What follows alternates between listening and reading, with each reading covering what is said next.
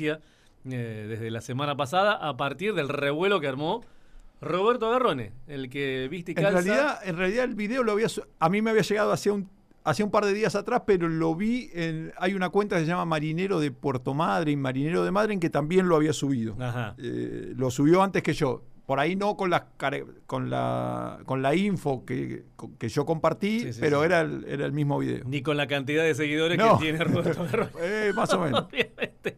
Pero para poner en situación a la audiencia, subiste un video de un barco fresquero, ¿era? Un barco congelador que estaba extrayendo de la bodega con el guinche un tiburón peregrino.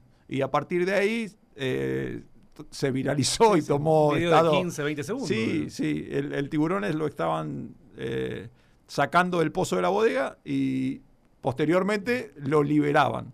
Esa parte del video no se mostró, entonces ahora estamos en comunicación con Jorge Colonelo. Jorge es el jefe del programa Condrictios del INIDEP, que estudia tiburones de distinto tamaño. Tal vez los que pesca la flota comercial son mucho más chicos que este tiburón peregrino, como para que nos cuente detalles de cómo es el protocolo que se usa, que se debería aplicar en la flota pesquera para por lo menos garantizar o intentar preservar la vida de estos animales. Jorge, buenas noches. Roberto Garrone y Gonzalo Patrone te saludan. Gracias por atendernos. ¿Qué tal? Buenas noches, muchachos. Muchas gracias por el llamado. Jorge, ¿cómo existe un protocolo para garantizar la supervivencia de este tipo de animal? Recordemos que el tiburón peregrino pesa alrededor de 2 toneladas y puede llegar a medir hasta 10 metros. Sí, en verdad lo que no tenemos un protocolo establecido para cada especie, lo que tenemos son unas guías de buenas prácticas de pesca y de evolución de tiburones y peces cartilaginosos en general. Esas guías contemplan tanto especies pequeñas como, por ejemplo, o relativamente pequeñas, como el gatuso, tiburones de mediano porte, como el cazón, el tiburón bacota, tiburón azul, y también aquellos que pueden llegar a medir más de 5 o 10 metros, como el tiburón peregrino o el tiburón dormilón. Sí. Siempre procurando, lo primero que se intenta con esto es preservar la seguridad náutica. Y luego intentar devolver a los ejemplares de la forma menos traumática posible. Y esas imágenes, se veía el tiburón colgado de la cola como para extraerlo de la bodega. Ese barco creo que es el API 7. No sé a qué altura o en qué rectángulo fue pescado. Pero tenía observador a bordo. No, en realidad no tenía observador a bordo.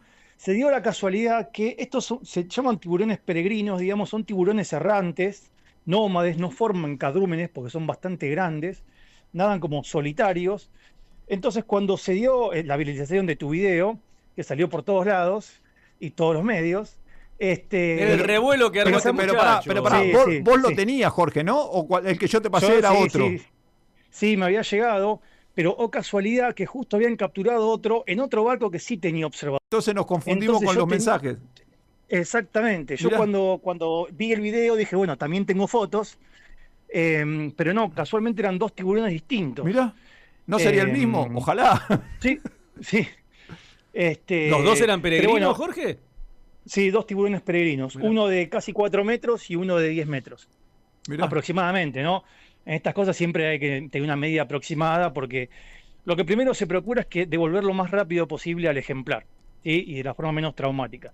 Pero ¿qué sucede? Cuando nosotros trabajamos, por ejemplo, en la devolución de un gatuso, una cosa es devolver un tiburón de 80 centímetros o 2 metros a devolver un tiburón de 10 metros. Acá lo que pasó fue que cayó al pozo, digamos. Entonces no hay manera de sacarlo del pozo si no es colgándolo. Pero bueno, uno intenta de que los tiburones esos no caigan a los pozos de pesca, sino que los liberen desde cubierta. En la zona austral, por ejemplo, hay alguna interacción, por ejemplo, en la pesquería de merluza negra, cuando hacen lances a más de 1000 metros de profundidad, que capturan otro tiburón que se llama tiburón dormilón, que también puede llegar a medir 8 o 10 metros. Entonces ahí lo que aconsejamos es esto, de que no los vuelquen, porque incluso también es peligroso para la tripulación. Imagínense, el mar no es un medio estático, los cabos se pueden romper y manipular un tiburón de 2 toneladas, como estamos hablando, puede ser muy peligroso. Entonces siempre se asegura, o sea, se pretende que esos tiburones sean devueltos desde la cubierta, arrastrándolos, por ejemplo, Mm. con un cabo desde el volador de popa. Entonces el tiburón no queda colgado y se procura menos riesgo para la tripulación. Pero bueno, hay veces que se puede y hay veces que la maniobra no lo permite. Así que en este caso lo que se procuró, por lo que entiendo, es liberar al ejemplar lo más rápido posible. Ujú, ujú. Jorge, quedan claro que las tripulaciones tienen capacitaciones, ahí el INIDEP cumple una tarea muy importante para saber cómo actuar en consecuencia ante este tipo de situaciones, porque el tiburón es una especie que convive con otras cuando se están en los momentos de pesca, de captura, y se puede llegar a dar esta situación, más allá que en este caso bien señalabas, estamos hablando de una especie de tiburón que no es muy habitual. Sí, seguro. De hecho, cuando elaboramos estas guías de buenas prácticas, consultamos, obviamente no a todas las tripulaciones, pero hemos hecho consulta en el sector y se formó una sinergia bastante interesante porque hay veces que nosotros planificamos o sugerimos acciones, digamos, desde Mm. atrás del escritorio que son impracticables Ujú. en la vida a bordo. Y después hay muchas veces que en la vida a bordo las tripulaciones tienen intenciones de devolver los ejemplares, pero por ahí no saben que si los sujetan desde las agallas o los bicherean, están Claro. lastimando y poniendo en riesgo la sobrevivencia de esos ejemplares. Entonces, cuando elaboramos esta guía fue de manera, no digo consensuada, pero sí consultadas con los diferentes actores del sector, porque incluso estamos hablando de tiburones, pero claramente un chucho también puede dañar Claro. a un miembro de la tripulación y entonces hay que cuidarse mucho de la... Tengo entendido que algunas embarcaciones tienen redes para manipular tiburones para este tipo de situaciones. Sí, incluso en la flota costera hemos charlado con Sebastián Agleano, hemos hecho bastantes capacitaciones y reuniones y habían diseñado algunas de estas tipos camillas que se utilizan, Ah, porque ¿qué sucede? Me ha tocado, por ejemplo, a mí manipular tiburones martillos de 1,5 metros, 2 metros. Y son muy fuertes y son bastante ágiles. Y al estar fuera de su medio están como bastante estresados, inquietos. Entonces son bastante peligrosos, tanto sea por una mordida o por un coletazo. Entonces han diseñado alguna especie de camillas para transportarlos y de alguna manera que el tiburón no se golpee, pero por otro asegurando que la tripulación no se va a lastimar. Ujú, ujú. Entonces, eso también es otro ejemplo de la sinergia y el trabajo mancomunado entre ciencia y comunidad, ¿no? Sí, sí, sí. Bueno, algunos ponen en tela de juicio eso de tener que agarrarlos de la cola a los tiburones. Eh, pa- Y digamos que depende de las circunstancias. Uno diría, sí, no está bien levantar un tiburón de 2 toneladas desde la cola, pero hay veces que uno no tiene otra claro. alternativa. sí, sí. Por eso es cuando yo digo, hay veces que plantear las cosas desde atrás de un escritorio suena sencillo, pero, a ver, siendo honesto, me ha pasado de tratar de sugerir cosas que son impracticables. Entonces uno también queda mal, porque le está Ujú, sugiriendo al sector algo que es impracticable y se claro. dan cuenta entonces Sí. que es algo teórico. Entonces, por eso me parece a mí que la charla y el trabajo conjunto es lo que hace que estas prácticas mejoren y sean más productivas, digamos. Es que Hay es veces que una. lo ideal no es lo posible. Es algo que es a contrarreloj. Yo no sé qué tiempo de Sí. supervivencia tiene una Buena especie pregunta. de estas características fuera del agua. Y mira, es una excelente pregunta. Es muy difícil de responder porque no es lo mismo un arrastre de pesca de 15 minutos que de Claro. 2 horas. No es lo mismo un arrastre, por ejemplo, estos tiburones dormileones que yo te decía, Ujú. que vos los venís subiendo desde 1.000 metros de profundidad. O sea, en 15, 20 minutos le cambiaste la presión al tiburón desde 1.000, 2.000 metros de profundidad Claro. a superficie. Y no es lo mismo si la captura está, digamos, colmatada o no. Entonces hay como un montón de factores que afectan, más allá de la biología y la condición del ejemplar, hay un montón de factores que intervienen. Entonces, independientemente de lo que suceda, ¿qué sugerimos? Liberarlo de la forma menos traumática posible Mm. y lo más rápido posible. Y Jorge, con eso decimos que maximizamos la supervivencia. No la podemos asegurar, pero por lo menos la maximizamos. Ujú, ujú. estamos hablando con Jorge Colonelo, jefe científico del programa Condrictios del INIDEP. ¿A qué profundidad se habitan el tiburón peregrino? Y si sabés a qué profundidad lo capturó el buque arrastrero. No, a qué profundidad no, digamos, porque son tiburones que no están asociados al fondo. A diferencia, por ejemplo, como yo les contaba del tiburón dormilón. Son más bien, están en la columna de agua. Entonces lo que sucede es que por ahí, es como se denomina en la jerga, que lo terminan robando. Cuando van subiendo la red, por ahí lo pescan cuando va subiendo la red. Claro. Entonces por ahí nosotros tenemos la posición de, por ejemplo, la profundidad a la cual está operando el barco y la profundidad a la cual se hace el lance. Pero por ahí el tiburón estaba a media agua y lo agarraron cuando subió el equipo. ¿Vos tenías Entonces, que el otro barco era el Lunes Santo? ¿Cómo? ¿El otro barco que había capturado al peregrino era el Lunes Santo? No. El barco, ok. No era ese. Y la flota tiene la obligación de declararlo, ¿no? Más allá de que en este caso filmaron el momento en que lo extraían del pozo de bodega. ¿Tiene que figurar en el parte de pesca o...? A veces lo cargan como observaciones. Lo que establece la normativa a partir del año 2021, 2022, es que los tiburones que no sean comercializables, o sea, que no sean estas 4 o 5 especies, el gatuso, el cazón, el pez ángel y demás, tienen que ser devueltos al mar y reportados. A veces los reportan como cuando tienen alguna captura incidental de mamíferos, de un lobo, de una orca, de una ballena. Entonces lo anotan en observaciones dentro del parte. Pero, digamos, eso es lo que se sugiere, devolverlo lo más rápido posible. Bien. Ustedes están marcando gatusos, ¿no? Para tener mayor información sobre el movimiento y sobre el comportamiento de ese recurso. ¿Cómo viene ese proceso, Jorge? Mira, la verdad que es una buena pregunta. Hoy tenemos muy buenas novedades. Sí. Hoy justo nos reportaron el ejemplar de Gatuso 94 recuperado, digamos, del barco la Nueva Augusta. Es el que mayor recompensa se ha llevado. ¿Ah, sí? Con todas las... Sí, a ver que es un trabajo conjunto fenomenal. ¿Cuántos lleva recuperados? En total, lo que llevamos de todo el programa de marcación desde el año 2018, 94 ejemplares. ¿Y la Nueva Augusta cuántos lleva recuperados?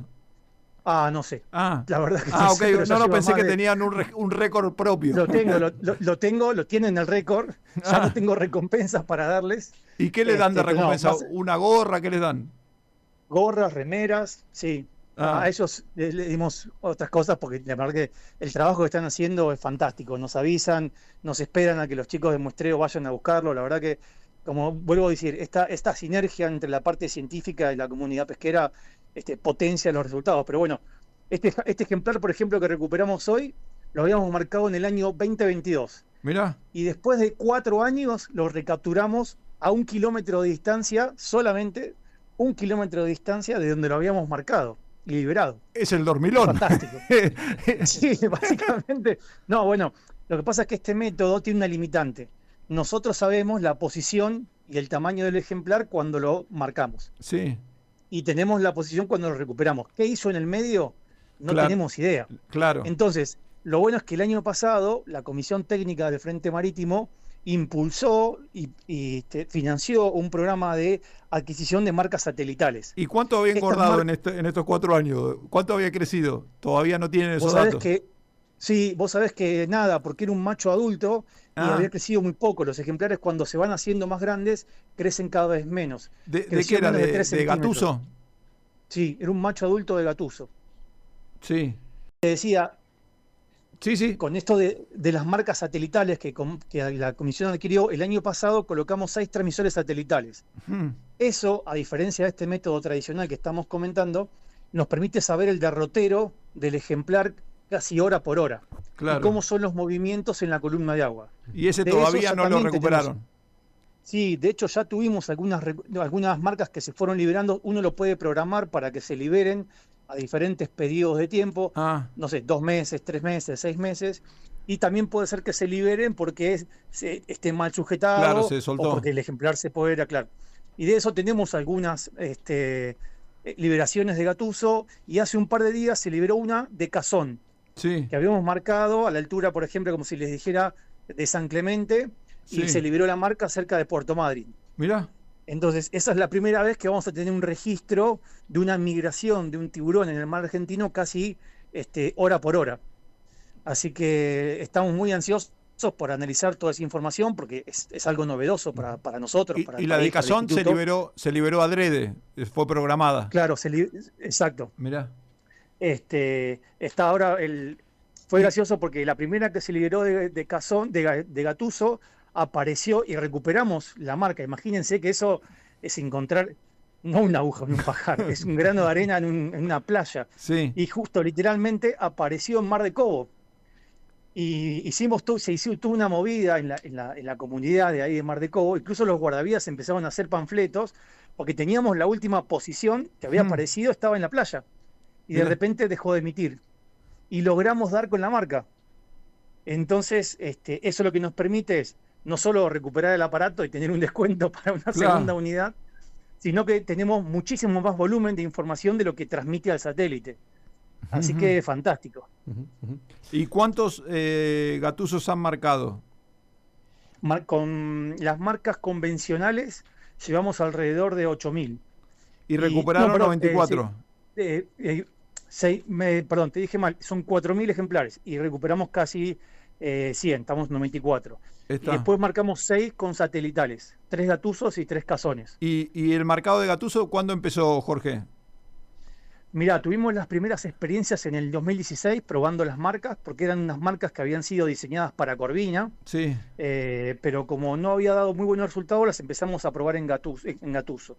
Y en el año 2018 empezamos de manera sistemática a marcar, tanto en los buques de INIDEP, en los trackers, en las campañas de investigación, y es un proyecto conjunto con la DINARA, con la Dirección Nacional de Recursos Acuáticos del Uruguay, y ellos marcan con los pescadores artesanales.